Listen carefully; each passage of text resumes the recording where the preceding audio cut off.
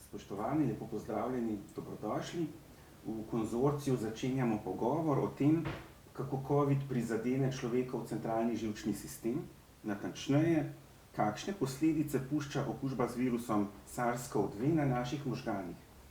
Z nami sta nevrologinja, doktorica Milica Gregorič-Kramberger z Nevrološke klinike UKC Ljubljana, pozdravljeni. Pozdravljeni. In pa klinični psiholog, dr. Tristan Rigler z Ljubljanske psihiatrične klinike. Pozdravljeni. Vesel sem, da ste z nami. Pogovor bom povezoval Iztok Konc, novinar izobraževalnega uredništva prvega programa Radia Slovenija. Po podatkih Univerze Johns Hopkins se je po svetu z novim koronavirusom v dobrem letu in pol okužilo že 250 milijonov ljudi, umrlo jih je 5 milijonov. V Sloveniji smo prav v teh dneh zabeležili najvišje dnevno število novih okužb od začetka epidemije, torej od marca 2020, v sredo 4513 pozitivnih PCR testov, v četrtek 3771. Kako visoka bo pa današnja številka, bomo pa izvedeli jutri. Zdaj, če poslušamo ljudi, mnogi rečejo, da jim gre COVID že zelo na živce, in to lahko razumemo v prenesenem in pa dobesednem pomenu, ker čeprav je koronavirusna bolezen pljuč, bolezen dihalnega sistema, imajo pa bolniki zelo pogosto tudi nevrološke težave. Doktorica Kramberger, kako ste vi vključeni v zdravljenje bolnikov s koronavirusno boleznijo in kakšne težave imajo? Na nevrološki kliniki srečujemo pravzaprav bolnike z raznimi težavami, ki jih lahko ali pa morda pripisujemo covidni okužbi. Na primer v urgentni ambulanti nevrološke klinike, kjer sem bila dežurna pred dnevom in pol, smo videli pravzaprav nekaj tipičnih primerov okuženega človeka z covidno boleznijo, in sicer zgodila se je nenadna oslabelost polovice telesa z motnjo govora kot znaki akutne možganske kapi, ki je bila posledica prekinjene prekrvavitve možganov. In torej vse je kazalo na to, da se je zgodila akutna možganska kap. Ob tem pa je gospod imel tudi znake oteženega dihanja, potreboval je kisik in ugotovili smo torej vse parametre oziroma vse značilnosti za možgansko kap, ki smo jo zdravili, tako kot bi jo tudi sicer, in ugotovili covidno pljučnico. Tako da to je nekaj najbolj pogostega doslej v našem času bilo. Bile so pa seveda tudi druge težave, razne zapore drugih žil, ne samo arterij, tudi ven v možganih. Veliko je glavobolov, veliko je nekih prizadetosti posameznih živcev. Tisto, kar pa jaz osebno največkrat srečujem, so pa bolniki, ki imajo težave z miselnimi funkcijami. V naši ambulanti za kognitivne motnje. Tja prihajajo starejši ljudje, seveda, ker je to tipična težava starejšega življenjskega obdobja. In kar slišim v tej ambulanti, je pa seveda od bolnikov in svojcev ali povezano s tem, kako je bilo, ko so prebolevali to okužbo, ali da se pravzaprav bojijo, kako bi bilo, če bi jo prebolevali. Vemo namreč, da so starejši ljudje z drugimi pridruženimi boleznimi, če imajo tudi že začetne znake, na primer najbolj pogoste bolezni Alzheimerjeve, so bistveno bolj rizični, bistveno težje lahko poteka njihova okužba in več imajo lahko posledic. COVID jih še bolj ogrozi. Tako. Pa vi, doktor Rigler, kako pa vi kot klinični psiholog sodelujete v boju proti covidu? Ja, jaz delam na enoti za adolescentno psihiatrijo, tako da obravnavamo mladostnike. Glede na to, da je naš oddelek skoraj vedno obremenjen, zelo težko rečemo, da je zdaj kaj bolj obremenjen, zato ker je pač vedno bil in verjetno vedno bo. zelo obremenjen. Je pa res, da smo v tem času srečali več pritožb, ki so bile tudi povezane z lockdownom, kakor se reče, oziroma s tem, da so bili mladostniki zaprti doma. To smo tudi srečevali tako v ambulantni kot hospitalni obravnavi. Poročali so o povečanju anksioznih motenj, depresivnih motenj, tudi kognitivnih motenj. Seveda vemo, da se anksioznost in depresivnost povezujejo s kognitivnimi motnjami. Potem srečevali smo kar nekaj več družinskih konfliktov, kar je nekako, bi rekel, skoraj samoumevno, ne. Če zapremo mladostnika skupaj z njegovo družino, je to skoraj neizbežno. Tako da na tem področju je kar porast bil, no. Smo imeli kar nekaj dela in seveda stiske, ki so bile povezane z šolskim neuspehom na tem področju, so tudi sledile, ker veliko mladostnikov je težko sledilo šolanju od doma. Jih je to prizadelo, je bil to nekakšen naden preskok na nov način delovanja. Sploh so bili pa ranljivi tisti, ki so bili že predhodno ranljivejši oziroma bolj krhki. Tako da, ko se je pojavil lockdown, ko se je pojavilo zaprtje družbe, je prav ta segment bolj ranljivih mladostnikov prišel bolj do izraza. Mogoče bi si lahko celo upali trditi, da če ne bi bilo tega lockdowna, teh mladostnikov nikoli ne bi srečali. Ali pa sploh mogoče jih ne bi srečali s težavami v takšni meri, ampak je bil to zelo verjetno tisti povod, ki jih je nekako pahnil čez rob, če lahko rečem, in so se pojavile različne motnje. In ko se pojavijo, enkrat govorimo večinoma o anksiozni pa depresivni motnji, ko se enkrat to pojavi, se seveda tako kot kepa snega nekako začne nalagati, pojavijo se kognitivne motnje, seveda to paše motnje s pozornostjo in koncentracijo, temu sledi odpoved v šoli, temu sledijo slabša samopodoba, konflikti doma in se potem začne ta začaran krog. Tako da, če govorimo o tem, mislim, da so, vsaj kar lahko poročam o otrocih in mladostnikih, res kar ta-kratko potegnilo. Tako da to šolanje od doma je verjetno imelo je imelo smisel v epidemiološkem smislu za zajezitev epidemije, je pa seveda pri ranljivejših, ne moremo govoriti o vseh, ampak na ranljivejši populaciji naredili določeno škodo. Vi ste se srečali torej v večjem številu s tistimi, ki so imeli psihične težave zaradi epidemije same, zaradi te situacije, ne toliko samo zaradi okužbe z novim koronavirusom. Ja, to je bila v bistvu nekakšna posredna škoda, kjer smo se srečali, da bi pa imeli delo s tistimi, ki pa so se okužili in preboleli, tega pa v bistvu takšnih izkušenj pa nimamo. Mi smo se v bistvu bolj srečevali z posledicami, ki jih je prinesla korona epidemija kot posledica lockdowna oziroma vseh teh ukrepov. Vas bom kljub temu takole zdaj vprašal. Študije kažejo, da je resnost koronavirusne bolezni vplivala na nevrološke posledice, torej na stopnjo prizadetosti možganov, živčnega sistema, medtem ko pa recimo psihološke posledice pri tistih, ki so prebolevali COVID, pa niso bile odvisne od te resnosti bolezni. Lahko je šlo za lažji potek, pa so bile psihološke posledice ravno tako zelo hude. Kakšno je vaše mnenje? Ja, kakor sem jaz spremljal raziskave, so se prav anksiozno-depresivne motnje bolj pogosto pojavile pri tistih, ki so zboleli pa preboleli COVID. Tako da to nam kaže tudi na nekakšno bolj neposredno povezavo, da bi lahko COVID vplival tudi na razpoloženjski faktor.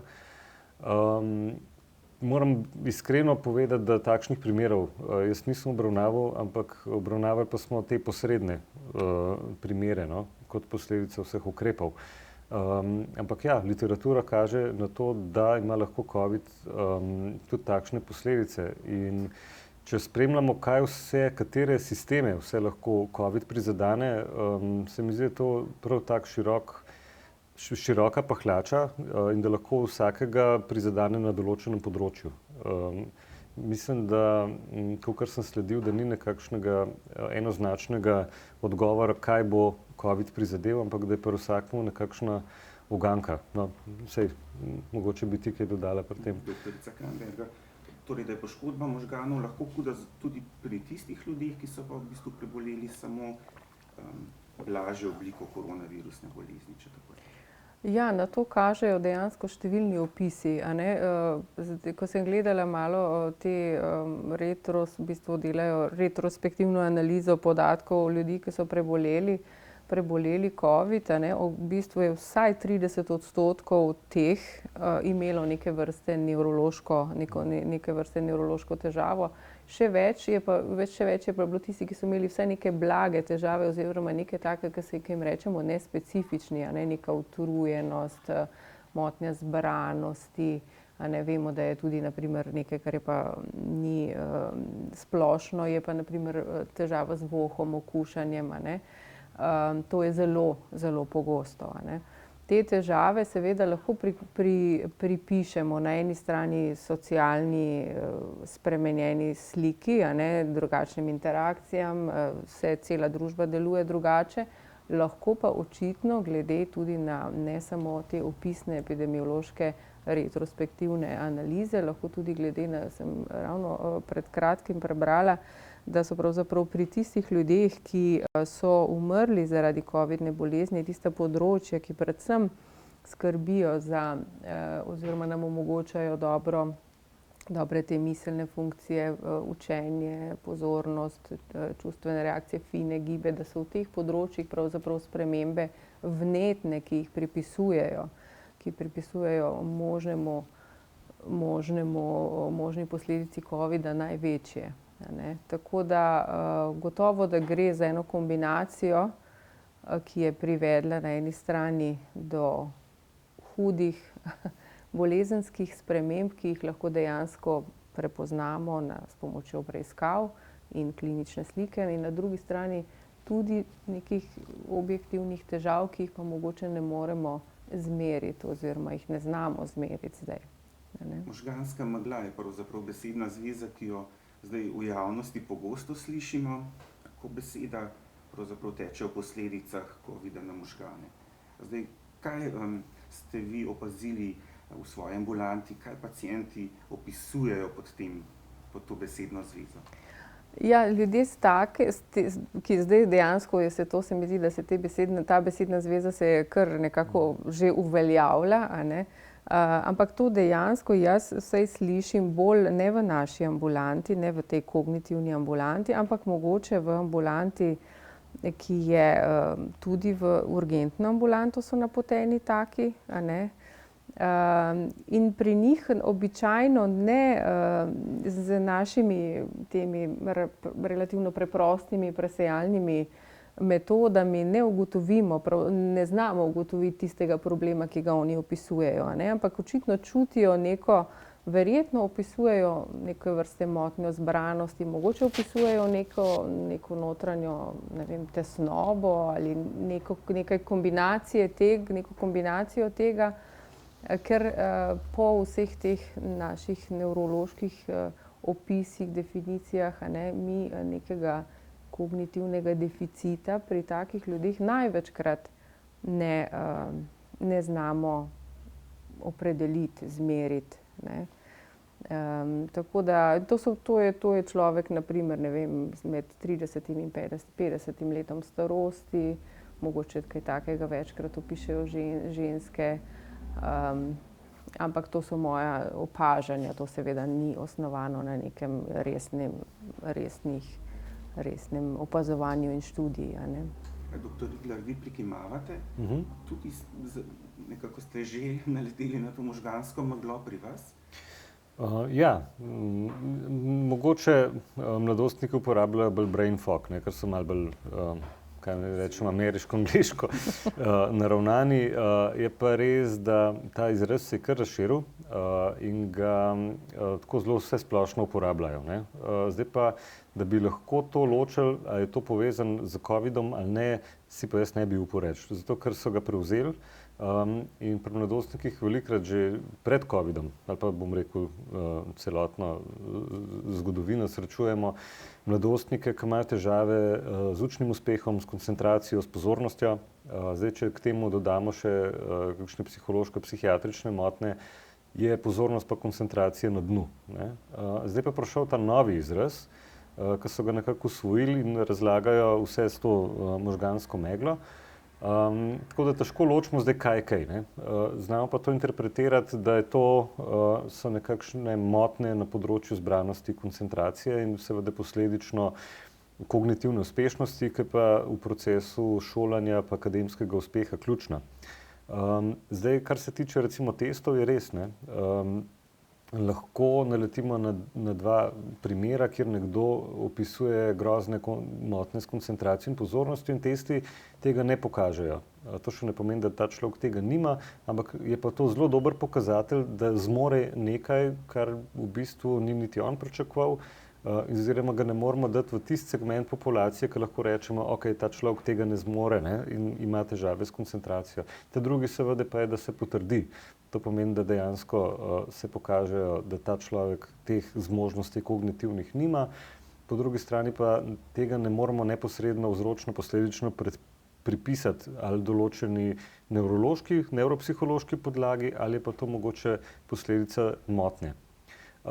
Zdaj pa spet, ko govorimo pa o posrednih faktorjih, se je pa tekom zaprtja družbe, da ne bom skozi govoril o lockdownu, ker je to tak posvojen izraz tudi, se je pojavila tako kot ena, to zdaj je moje sklepanje, pa to nima nobene skoraj akademske podlage, ampak da so se možgani malo polenili. In to se je zgodilo predvsem pri mladostnikih, pa nasploh pri ljudeh, ki so padli v eno rutino. In to v tako rutino, da je vsak dan izgledal kot v filmu Groundhog Day, ne. Ki je vsak dan postal isti, izzivov je bilo premalo, dražljajev je bilo premalo, in ko je premalo dražljajev, ko je premalo tega vzburjenja, potem se nekako so nam bolj opisovali, da so se možgani polenili.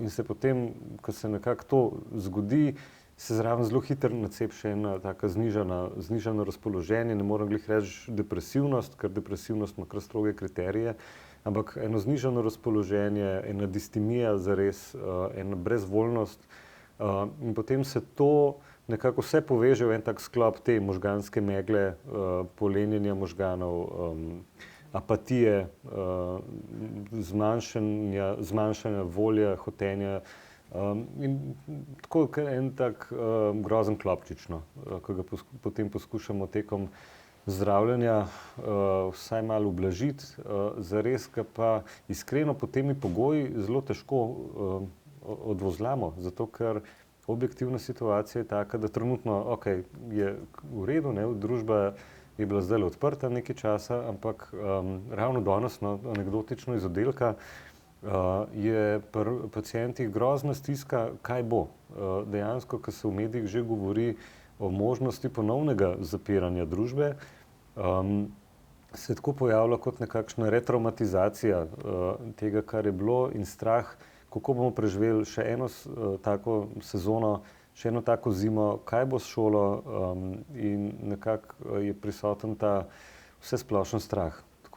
Ta anksioznost pa strah sta kar narasla v zelo premo sorazmerno s tem, kaj se poroča v medijih, ne. In sploh pa to, ker je ves čas prisotna ta negotovost, ker nekdo ne reče, ok, bomo zaprli družbo, za 14 dni pa bomo potem videli, ne. Ves čas se govori, mogoče bomo videli, dajmo razmisliti, pa bo še ta seja, prosim? Odločitve se odlagajo. Odlagajo, spreminjajo, ne, in to res veča anksioznost in tesnobo. Je pa res, da ta epidemija, ta čas zdaj traja že dobro leto in pol, to je za mladega človeka kar zelo dolgo obdobje. To je zelo dolgo obdobje, ja. Zares, tudi nekateri odrasli, tudi starši, s katerimi govorim, imajo sicer različne poglede na to, no, ampak jim jaz poskušam predstaviti, naj sebe se spomnijo, kako je čas tekel v času njihovega otroštva ali pa mladostništva, ne. In skoraj vsak se spomni, da je čas iz tistih let, iz tiste starosti bolj počasi tekel. To je pa v glavnem povezano s tem, ker mlad človek zelo doživlja zunanji svet. Vsi držljaji so bistveno bolj pomembni. Sploh na področju, recimo pri mladostnikih, na področju medosebnih odnosov, socialnih odnosov, grajenja samopodobe, samodokazovanja in podobno, čas teče počasneje. Tako da jaz bi si upal reči, da 1 leto pa pol za mladostnika je tako mogoče za odraslega kot ene 8, kaj tacga. Subjektivno seveda, ne. In če odrasli mogoče rečemo, se bomo leto pa pol zdržali pa preživeli, mislim, da bi to šlo. Sploh, če bi imeli končno številko, koliko časa moramo preživeti, zdaj anekdotično tako malokrat v zaporu, ne. Če damo nekoga v zapor, pa mu rečemo, boš v zaporu, kakor boš, ne, pa se bomo mi še odločili vsak dan o tem, je to velika stiska, ne. Če pa nekoga pošljemo v zapor recimo za 5 let, je to drugače, ker ve, okej, tlele sem začel in tukaj bom končal. In ta stiska je prisotna, mislim, da na splošni populaciji, ne. Tako da to je tudi povezano s tem, ne vemo, koliko časa, pa kdaj pa na kakšen način in to mlade ljudi spravlja v stisko. Sploh pa, ker so v obdobju, sploh če govorimo recimo proti koncu osnovne šole ali pa proti koncu srednje šole, kjer se postavljajo te bistvene odločitve v njihovem nadaljnjem življenju, povezane z akademskim uspehom, z nadaljnjim šolanjem, s študijem, vpisovanjem na srednje šole, fakultete, je ta stiska ogromna, ne. In to je nekaj, kar mislim, da je, to je generacija, ki tega ne bo pozabila. To so generacije, ki tega sigurno ne bodo pozabile. O kakšnih stiskah pa doktorica Kramberger pripovedujejo vam, vaši pacienti, ki so starejši, poleg tega seveda, da bi ozdraveli, kar se tiče covida in njegovih posledic, kakšne so pa njihove stiske? Ja, na primer, to je pa predvsem, dobro vemo, da so starejši ljudje, ki so večinoma v pokoju, a ne, in živijo najboljše je seveda, če živijo vsaj v paru, da ne živijo sami, a ne. Ogromno starostnikov namreč živi samih, kar je v tem času zdaj izjemno problematično, a ne. Na eni strani mogoče boljše, ampak absolutno pa problematično. In ti starejši ljudje, ki so bili navajeni, da se jih je obiskovalo, da se jim je pomagalo, da so lahko šli, ne vem, mogoče na kakšno krajše druženje enkrat na teden ali kaj takega, ne, so te ukrepe seveda doživeli zelo, zelo dramatično, a ne. In ob tem, da so vedeli in da vedo, da so veliko bolj ogroženi del prebivalstva kot ne vem, kot srednja generacija, je seveda ta strah in ta stiska veliko večja. In zdaj, kako se je to odražalo? Poleg tega, da so o tem kaj povedali, so na primer, ko so bile ambulante naše pravzaprav nedelujoče, smo se odločali za telefonske konzultacije, torej smo bolnike oziroma njihove svojce, če je bolnik na primer z demenco že v preslabem stanju, da bi lahko ga klicali, pa samo njega na telefon, a ne, so bili na primer svojci izjemno presenečeni, kako to, da v takem času, ko se dogaja epidemija, se mi sprašujemo, kako je njihov dementen svojec, a ne. Se pravi, na nek način so pričakovanja pomembno zmanjšali. Že tako je starost kot taka v naši družbi na žalost izjemno zapostavljena obdobje življenja, a ne, in je nekaj, kar je popolnoma nepopularno, a ne. In je seveda se pričakuje oziroma se tretira starejše ljudi kot nek del družbe, ki ima minimalne potrebe oziroma ni potrebno, da se jim kaj posebej pripiše. In se mi zdi, da ta stigma, ta zgodba, ta odnos družbe plus dejstvo, da so starejši ljudje tako zelo bolj ogroženi, a ne, za škodljive oziroma hujše posledice covidne bolezni, je naredilo ogromno slabega, a ne. Torej, ljudje niso iskali pomoči, bili presenečeni, če se jim je ponudila pomoč, a ne. Zato marsikdaj so odpovedali tudi 2-krat, naprimer, pregled v ambulanti. Potem naslednja zadeva, ki jo opazujemo, je to, da potem, ko se je družba spet odprla in zdaj, ko se pogovarjamo o raznih načinih, kako so ljudje cepljeni, niso cepljeni, kdo bo cepljen, zakaj, a ne. V ambulantah slišim, kako pravzaprav starejši človek, ki ga pripelje njegov mlajši, torej njegov otrok ali nekdo iz družine, reče, da pravzaprav saj jaz sem vedno doma, ne, pa pravi in namigne na ne vem, hči ali sina, pa pravi, da mi ni treba, da sem cepljena, ne.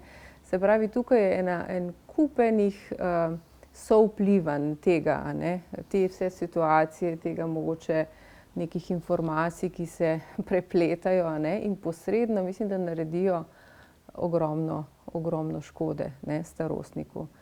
In če nimaš, dobro vemo, da je eden od dejavnikov tveganja za slabšanje kognitivne funkcije je tudi socialna izolacija, ne, se pravi, da nimaš družbe, da nimaš interakcije, da nisi s tistimi, ki jim nekaj pomeniš, a ne, lahko si ti v nekem okolju z nekimi ljudmi, ki jih ne poznaš ali pa jih ne prepoznaš, a ne, tako kot je na primer v okolju domov za ostarele, kjer je dementen človek, a ne, lahko, ker je bila prikrajšana ta možnost, da bi ga njegovi znani obrazi, znan glas, dotik, ne, torej svojec obiskal, je seveda to lahko močno poslabšalo njegovo splošno počutje, tudi njegovo kognitivno funkcijo, njegove neke čustvene reakcije, ne, lahko je bil večkrat vznemirjen, večkrat, ne vem, jezen, ne, in tako naprej. Ampak seveda drugače kot to, da se je to omejilo, pa tudi ni bilo mogoče narediti. Se pravi, to je ena taka zelo zapletena situacija, ki pa, če bi se o staranju, o vrednosti človeškega življenja v vseh obdobjih, ne samo v otroštvu in v nekem najbolj aktivnem delu življenja, poudarjalo in govorilo in sprejemalo enakovredno, bi lahko pravzaprav odnos bil boljši in bi tudi pričakovanja bila zrelejša in bolj primerna do starejših ljudi. Doktor Igler, vi prikimavate in preden se spet vrnemo na to ožje medicinsko, psihološko področje, prikimavate tem mislim. Ja, res tako, kar si povedala, mi je zelo blizu prav ta pogled na starost v naši družbi. In ne samo mogoče z vidika, da nadaljujem, ko se popolnoma strinjam s tem, da starost pri nas ni necenjena, nepopularna, no, ampak če malo zaidemo s teme, da je že v obdobju, ko je človek relativno mlad, ne sme biti star. To pomeni, da že govorimo pri, ne vem, 40-50 letih, se že doživlja ljudi, da so stari in da že takrat recimo posegajo po kozmetičnih ali pa estetskih posegih, po spremembah, po aktivnostih in tako naprej.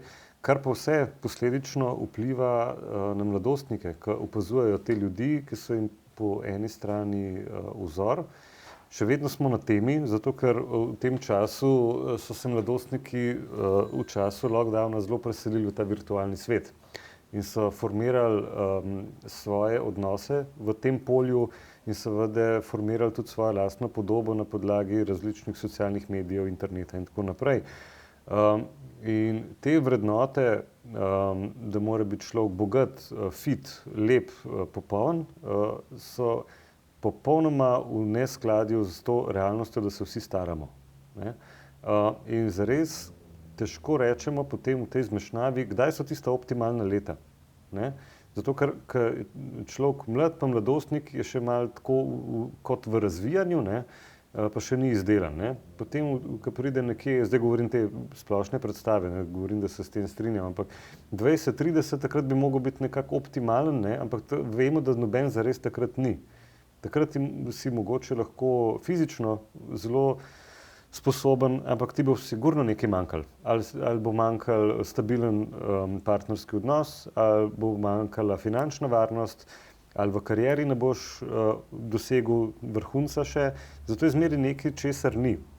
In potem recimo, ko človek enega od teh kriterijev doseže tekom staranja, zdaj so pa že une vrednote, ki smo jih zamudili, gremo nazaj, ne? Zdaj pa nisem več mlad, nisem več fit in to je treba popraviti, ne? In ves čas je ta začaran krog nezadovoljstva, konča se pa v bistvu prav s tem, ne? To staranje, ne? In ko je potem človek v obdobju starostnika, je pa najbolj žalostno, ker je to tako, kot da ga moramo vršiti v kanto za smeti, ne? In tudi mislim, da v naši družbi starost ni več tista vrednota, ki bi bila spoštovana. Če primerjamo z antičnimi časi, ko je bil modrec najbolj cenjen v družbi, ko je bil najbolj izkušen, najbolj razgledan in je predajal svoje znanje mlajšim generacijam, je zdaj se zgodil ta, ne vem, je to neoliberalističen ali kapitalističen ali ne vem kakšen pogled, da je nekdo nehal biti koristen družbi za svojim delom in zdaj postal nekakšna finančna, socialna pijavka, ki črpa denar, ne, in se ga moramo čim prej znebiti, ne. In to je tisto, kar je res grozljivka, ne. Noben pa zares ne pomisli, da vsak od teh, ki to spodbuja ali pa tako misli, ga čaka starost. Vsak od njih, ne, če ne bo prišlo do česa drugega, se bo postaral, ne, in si lepo kopljemo grob, v bistvu z nečim, s takim pristopom. Tako da, kaj učimo, ne? Kaj učimo naše zanamce s tem pristopom? In mislim, da zato sem kimal, no, ker se zelo strinjam s tem, da je ta pogled na starostnike, pa ta odnos, da ni primeren, no? In da je to nekaj, kar je preveč pogosto prezrto, in to je ena vsebina, na katero kar pozabljamo, no? Pa jo kar ignoriramo, in ne posvečamo dovolj pozornosti, ne. Razen takrat, ko govorimo o pokojninah, pokojninskem sistemu, ne. Takrat, zdaj smo pa res že zašli s tem. Ja, pa bom vseeno povezal na takle način. Julija so na mednarodni konferenci Alzheimerjevega združenja v Veliki Britaniji znanstveniki predstavili raziskavo, ki je pokazala, da pa imajo hospitalizirani bolniki s COVID-19 zelo podobne krvne markerje, nevrodegeneracijo in pa vnetje v telesu, kot pa bolniki z Alzheimerjevo boleznijo. Veliko se zdaj o tem govori, da lahko pravzaprav okužba z novim koronavirusom, COVID, ta dolgotrajni COVID, pravzaprav na enak način poškoduje možgane, kot je pri Alzheimerjevi bolezni. Ja, to je tako. Res je o tem veliko govora in tudi veliko raziskav iz tega področja. Namreč virus COVID-a ima podobne, torej okužba s COVID-19, dejavniki tveganja za to okužbo so enaki dejavnikom oziroma zelo podobni dejavnikom tveganja za razvoj Alzheimerjeve demence oziroma bolezni. Še med drugim tudi, naprimer, vemo, da tisti ljudje, ki imajo iztirjeno sladkorno bolezen, ki imajo tudi druge možgansko-žilne bolezni, so bolj ogroženi, to celotna družba ve, so bolj ogroženi za težji potek oziroma za sploh okužbo z COVID-19, ki bo slabše potekala. Enako velja tudi za Alzheimerjevo bolezen in obstaja celo biokemični razlog za to, zato ker je pravzaprav ta virus na en receptor posebej ga zanima, ACE receptor, angiotenzin konvertaza, in tako da ima ta skupna prijemališča in razlaga, kako je, zakaj naprimer se zdaj to tako prihaja v ospredje. Namreč vemo, da se vedno, kadar nevrodegenerativne bolezni, kot je naprimer Alzheimerjeva bolezen, potekajo že dolgo časa, predn jih mi prepoznamo na osebi, že potekajo v možganih. In potem se v nekem trenutku, po določenem času, ti znaki bolezni tudi navzven pokažejo in jim mi rečemo klinični znaki bolezni. Vemo pa, da tisti ljudje, ki so bolj krhki, a ne, ki so bolj dovzetni, pri taki osebi se bodo taki znaki prej izrazili, a ne, ob nekem dogodku, na primer okužbi, dehidraciji, poškodbi, nekem stresu, izgubi mogoče najbližjega. No, se pravi, in razlaga je zdaj taka, da je verjetno to eden od razlogov, da se je ta krhkost pravzaprav izrazila in še to oprijemališče je pravzaprav enako, a ne. In zato je najverjetneje pri tistih ljudeh, kjer se zdaj to dokazuje, so to ljudje, ki so že imeli proces, nevrodegenerativni proces v možganih prisoten, ampak je to bil en moment, da se je ta zadeva dejansko izrazila, razkrila, a ne. Ker nisem pa zasledila, da bi se to, da bi markerje, označevalce Alzheimerjeve bolezni ugotavljali pri ljudeh, mlajših od 50 let ali kaj takega, ne. Zdaj pa, če se odmaknemo od Alzheimerjeve bolezni, pa prosim, povejte, nam razložite te osnove, kako pravzaprav novi koronavirus, virus SARS-CoV-2 povzroči vse te poškodbe možganov, direktno, indirektno? Ideja je, da je oboje, a ne, da je oboje in sicer tako, torej najbolj vemo, da napade, a ne, pljučni, torej sistem dihal, ampak vemo, da prizadene številne organske sisteme v telesu in med drugim seveda tudi očitno zelo možgane in pa ne samo možgane, tudi periferni del živčevja, se pravi tako periferni kot centralni del živčevja. In na eni strani je ideja, da gre za torej posredno možnost vplivanja, tako da se v bistvu imunski sistem človeka izjemno aktivira, govori se o tako imenovanem ciktokinskem viharju, a ne, ki na eni strani zelo aktivira procese, ki spodbudijo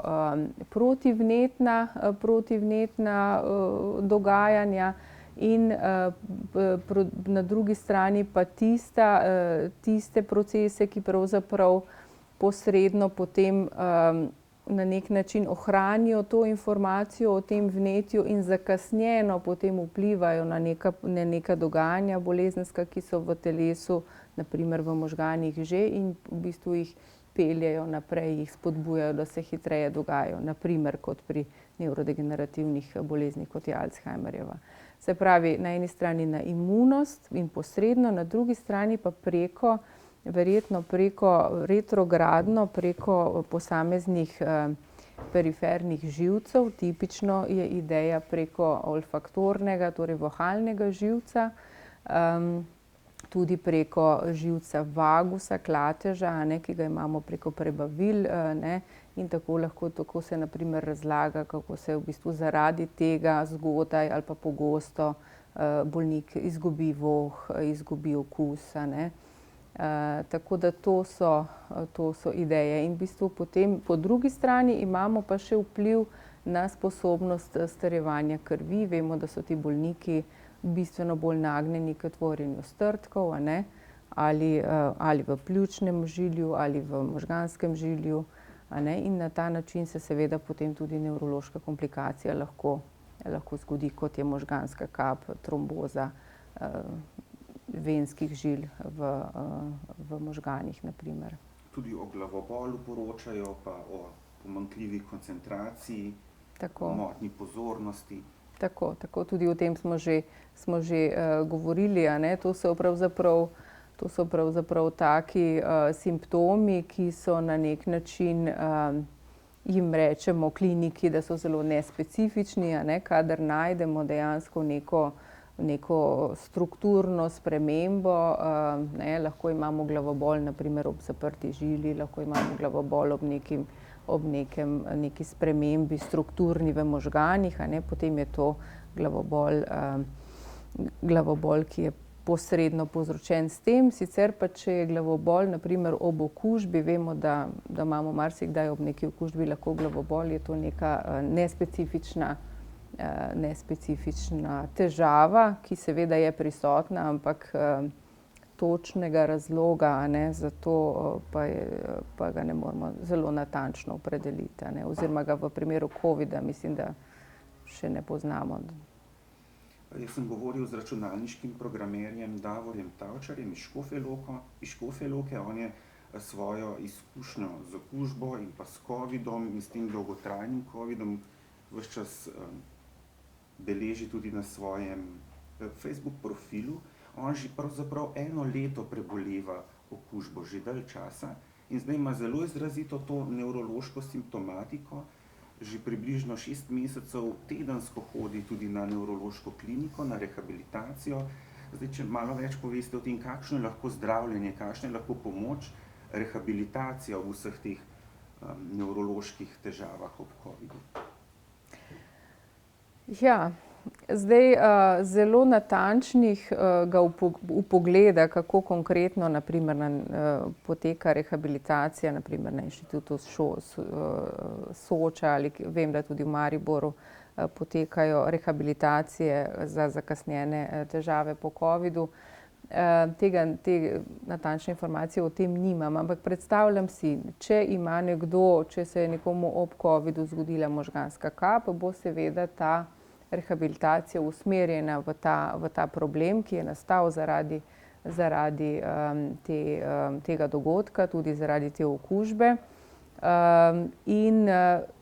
Ker pa so možni vplivi te okužbe očitno, tako kot govorimo že ves čas, zelo raznoliki, zelo raznovrstni in so na eni strani posledica nevroloških problemov, nevroloških deficitov, na drugi strani so pa morda tudi čustvene narave ali pa narave take, da se v bistvu oseba, ki se ji je to zgodila, zelo težko spoprijema s to celotno situacijo.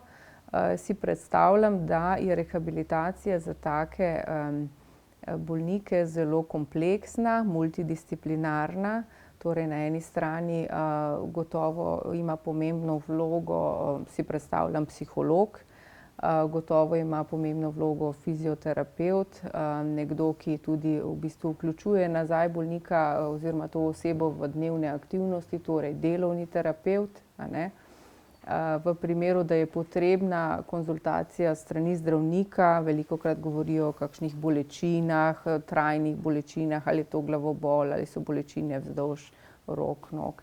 Na primer, razvije se lahko tudi nekaj, čemur se imenuje sindrom Guillain-Barré, to je v bistvu eno tako imunsko vnetje, ki nastane kot posledica okužbe. Ne, tam je tudi lahko bolečina ena od velikih problemov. Se pravi, mislim, da rehabilitacija je produkt sodelovanja različnih profilov, se pravi multidisciplinarna, in samo kot taka je lahko za tako kompleksen problem tudi uspešna. Ker je pa takih ljudi veliko, a ne, si pa predstavljam in vem tudi to, da je lokacij za tako rehabilitacijo, take vrste v naši deželi zelo malo, a ne, gotovo, da bi bilo potrebno imeti več teh možnosti, ne samo za stanje po okužbi s covidom, ampak še za mnogo drugih bolezni, ki potrebujejo take vrste rehabilitacijo. Doktor Rigler, kakšna je pa pomoč ali pa rehabilitacija ob teh duševnih težavah, te nas bodo tudi spremljale še verjetno zelo dolgo časa? Seveda, saj so nas spremljale že prej in nas bodo spremljale vedno, ne. Saj duševne težave so vedno prisotne v populaciji. Rehabilitacija oziroma bolje rečeno zdravljenje je pa, mislim, da kljub temu, da je to hitro razvijajoča se veda in znanost, ampak kar se tega tiče, je še vedno velja najboljša kombinacija medikamentoznega zdravljenja plus psihoterapija. Tukaj lahko govorimo pač z znanostjo podprtimi metodami in kombinacija obeh, seveda, ki mora biti prilagojena posamezniku, daje najboljše rezultate. Je pa tudi pri duševnih motnjah zelo podobno, kot je bilo prej rečeno, kar se tiče Alzheimerja, ne. Verjetno to velja kar skoraj za vse motnje in bolezni, da mora biti neka genetska ranljivost, neka genetska podlaga plus dejavnik okolja. Ne? In ko se to dvoje na najbolj neugoden način sreča, takrat potem lahko nastopi motnja in bolezen. In tudi zdravljenje duševnih motenj je prilagojeno točno na ta način. To pomeni, da bo poudarek malo bolj morda na medikamentoznem zdravljenju, predvsem v začetku, potem pa seveda psihoterapija, ki bi mogoče lahko v nekem razrahljanem pomenu celo rekli, da je to rehabilitacija, tudi čeprav rehabilitacija je nekaj drugega. Ampak predvsem gre za to, da se dela s pacientom in da pacient dela na sebi, kakor se reče, in da aktivno pristopa k težavam. Tako da, se pravim, ko govorimo o duševnih motnjah, ne moramo govoriti, da so zdaj duševne motnje povezane s covidom, duševne motnje so vedno prisotne in tudi bodo. Čeprav zdaj povsod slišimo epidemija covida, Ja. epidemija duševnih bolezni in težav, epidemija Alzheimerjeve bolezni. Epidemija je naša prihodnost. Ja, ampak se zares celotno človeštvo so spremljale različne epidemije, ne. Ampak če govorimo o epidemiji duševnih motenj, je zanimivo, da ko je bilo najhujše zaprtje, ne, duševnih motenj skoraj ni bilo, v narekovajih. Mogoče prav to, kar je bilo že izrečeno, zato ker ljudje niso iskali pomoči, čeprav so bile, ne. In potem, če bi pogledali to statistično, bi rekli, wow, ne, če bi bili zelo nespretni statistiki, bi lahko potegnili korelacijo, da je COVID ozdravil vse duševne bolezni. Zato, ker v tistem času smo imeli upad, ne, v diagnoz in obravnav in bi rekli, wow, ne, virus, ki ozdravlja duševne bolezni. Ampak ne, prav nasprotno je prišlo do tega, da ljudje niso prihajali po pomoč. Res je, da tudi niso mogli prihajati po pomoč, ker v strogem zaprtju se je veliko ambulant zaprlo. Ampak tako kot sem že večkrat rekel, mislim, da nas taka epidemija duševnih motenj šele čaka. Zato ker se bo enkrat sanirala ta epidemija ali pa vsaj umirila, takrat bo prišlo na vrsto nekaj drugega in mislim, da bojo takrat ljudje lahko oziroma jim bo v narekovajih dovoljeno, da se bojo posvetili lastnemu doživljanju, lastnemu funkcioniranju in takrat znamo priti do epidemije duševnih motenj. In to v takšni meri, da bo to postal lahko družbeni in tudi ekonomski problem, če bomo prišli v tako razsežnost, da bomo dobili nefunkcionalno družbo zaradi duševnih motenj. To nočem biti preveč črnogled, ampak mislim, da to je realna možnost, da pride do nečesa takega, ne. Takrat pa, če se slučajno to zgodi, bomo pa resno se srečali z pomanjkanjem kadra in pomanjkanjem ustreznih strokovnjakov in kako vsem tem ljudem na ustrezen način pomagati. Doktor Rittler, ste želeli dodati? Ja, nekaj sem želela dodati. Mislim, tudi če ne bi bilo epidemije, ne, vemo, da je svet v fazi dejstva, da imamo zelo dolgo pričakovano življenjsko dobo, a ne. Rodnost v Evropi, še posebej v Sloveniji, je nizka, a ne. Se pravi, družba kot celota se zelo pospešeno stara in tudi če epidemije COVID-19 ne bi bilo, bi ta problem, ki ga prinaša to dejstvo, da ljudje dlje živijo in da živijo vedno bolj kvalitetno in da je to zelo prav, a ne, to prinaša seveda kopico teh tako imenovanih, na primer, nevrodegenerativnih bolezni, a ne, ki prinašajo mnoge težave, a ne, in so za družbo, za posameznika, za družino, za družbo, a ne, veliko breme, ne. In to breme bi bilo več kot preveliko že samo po sebi, zdaj, ko imamo pa na primer dvojno tako breme ali pa mnogotero, je pa seveda to še toliko bolj pomembno, a ne. Zato bi družba kot celota upam, da se bomo veliko iz tega naučili, a ne, in da bomo znali nekako lažje shajati s tem v naslednjih letih. Da bi bila to kot edina dobra plat te epidemije nekaj več znanja. Ampak, dr. Rigler, vi ste strokovnjak na področju klinične psihologije, vi, doktorica Kramberger, ste nevrologinja. Kako pa vidva spremljata vse te strokovnjake, psihologe, nevrologe, infektologe, epidemiologe na teh socialnih omrežjih? Izvoli. Doktorica Kramberger. Veste kaj, mene to zelo žalosti, ta situacija, ki je zdaj, ki je v naši družbi. Zelo žalosti, zakaj? Zato, ker je življenje celotne družbe kot posledica tega tako zelo slabše, ne? Kvaliteta življenja vseh nas je zelo spremenjena. Sedaj v zdravstvenem sistemu nam je resnično težko, ne? In marsikatera od teh težav ne bi bila prisotna, če teh informacij na tak način, za tako interpretacijo in s tako podporo, a ne, socialnih medijev kot takih in drugih stvari ne bi bilo, a ne. Ker zdaj, veste, ljudje, ko pridejo v ambulanto, več ne vprašajo za mnenje, na primer. Pred nekaj meseci so me vprašali, kaj pa mislite,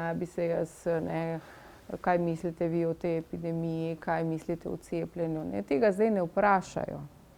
Sploh ne več jih ne zanima. Tisti, ki so odločeni, da tega ni, a ne, ali pa da je zdravljenje oziroma preprečevanje s pomočjo cepiv neustrezno, tisti meni to sporočajo. Pridejo in mi najprej to sporočijo, ne da bi jih jaz se ponavadi o tem ne pogovarjamo v ambulanti, da bi bilo to osnovni pogovor, a ne. Se pravi, zelo se je spremenil odnos, a ne, in ta informacija negativna se je tako ojačala, da je ogromno škode, ne. Ogromno škode je na tem našem delu, za katerega smo se učili, da ga delamo in ga vedno znova se na novo učimo, sploh ob neznankah, kot so novi povzročitelji bolezni, kot je COVID, a ne. Tako da to je žalostno in je znak neke, ne vem, nezrelosti družbe. Hkrati meni osebno je zelo neprijetno, ko pravzaprav v okviru evropskega projekta, ki ga imamo na primer z skandinavskimi ali pa zahodnoevropskimi partnerji, nekako moram razložiti, zakaj v slovenski družbi je težko nadaljevati z projektom, ker je tako nizka precepljenost in ker pravzaprav ne moremo zdravstvenega sistema in projektov normalno peljati, a ne. Težko je to razložiti, ker smo sicer tretirani kot razvit zdravstveni sistem, a ne. Tako da jaz samo lahko rečem, da sem žalostna ob vsem tem, kar se pojavlja in o vseh teh lažnih stvareh in predvsem pa ob tem odnosu, ki je izjemno nekorekten. Pa vi, doktor Rigler, kako pa je na vašem področju? Ja, kar podobno, no. Sicer, če govorimo o socialnih omrežjih, ne, če gremo majčkeno nazaj, še v času pred covidom, smo se srečevali strokovnjaki predvsem z dr. Googlom. To pomeni, da so prišli k nam v ambulanto že z izdelano diagnozo, z izdelanim mnenjem. V bistvu je bilo vse že izdelano, ne. Od nas so pacienti ali pa starši pacientov predvsem zahtevali, da mi podpišemo svoje ime strokovno in se podpišemo pod to, kar oni mislijo. Zato, ker oni imajo prav, ne, ker so naredili že celo raziskavo, ne, pred tem omotni. Zdaj, z izbruhom koronavirusa se je pa to na ž potenco stopnjevalo. In zdaj so vsi postali čez noč epidemiologi, infektologi, politiki in tako naprej. Kar je meni zelo škoda je, da socialna omrežja bi lahko bila zelo, zelo koristna v družbi. Mislim, da ta komunikacija na ta način je lahko zelo koristna, ampak zares socialna omrežja so postala orožje in orožje za manipuliranje ljudi. In kakor jaz spremljam zadevo, je, da ljudje sploh ne vejo, da so zmanipulirani, zato ker živijo v svoji virtualni realnosti, ki jo socialna omrežja omogočajo. In to je izraz, ki se uporablja, je echo room, to pomeni soba odmeva. Pomeni, da lahko socialna omrežja postavijo tako mrežo omejenih informacij, da nekdo dobi samo odmev, kar misli, oziroma kar, če ima izdelano mnenje, dobi samo nazaj potrditev tistega, kar že misli od nekoga drugega. Ne? In potem se to združuje dejansko v virtualne mehurčke in te ljudje so strogo in sveto prepričani, da imajo prav. To še ne bi bilo tako grozno, če ne bi govorili o tako resni temi, kot je epidemija koronavirusa, kot je že samo vprašanje, a koronavirus obstaja, kar absolutno se v teh socialnih omrežjih, da ne bom rekel mehurčkih, dogaja, kaj šele o pomembnosti cepljenja in tako naprej. Ker že pred to epidemijo smo poznali najbolj zloglasno pa najbolj sfaleno raziskavo dr. Wakefielda o povezavi med avtizmom pa cepljenjem. To je zdaj prišlo na čist nov nivo, na čist, ker je seveda, kakor spremljam, tudi on vmešan v to, no? Ampak to se je potenciralo in zdaj ta socialna omrežja so dejansko postala orožje za manipulacijo ljudi in ne vejo, da so zmanipulirani. Težava je potem, da gre to na škodo vseh. Teh ljudi, ki so zmanipulirani in tistih, ki niso zmanipulirani. In zares, če bi naredil primerjavo, tako zelo splošno se mi zdi, da so to rakave celice v družbi. Sicer je to taka grda primerjava, no, ampak to je tisto, kar nam v tem trenutku zares kot družbi škoduje in na žalost tudi tem posameznikom samim. Tako da mogoče moj pogled na to bi ga kdo ocenil kot ekstremen, ampak zares vidim jaz tukaj ogromno škode, ki je že narejena. In zares ne vem niti, kako bi lahko to škodo sanirali na smiseln način. Doktor Rigler in doktorica Kramberger, predlagam, da tukaj postavimo vejico. V tem našem pogovoru smo, se mi zdi, pustili kar veliko iztočnic za razmislek. Zahvaljujem se vama za udeležbo na tej okrogli mizi. Hvala lepa. Hvala za vabilo. Torej, z nami sta bila nevrologinja, doktorica Milica Gregorič-Kramberger z Nevrološke klinike UKC Ljubljana in pa klinični psiholog, dr. Tristan Rigler z psihiatrične klinike. Hvala vam za pozornost, ostanite zdravi, srečno.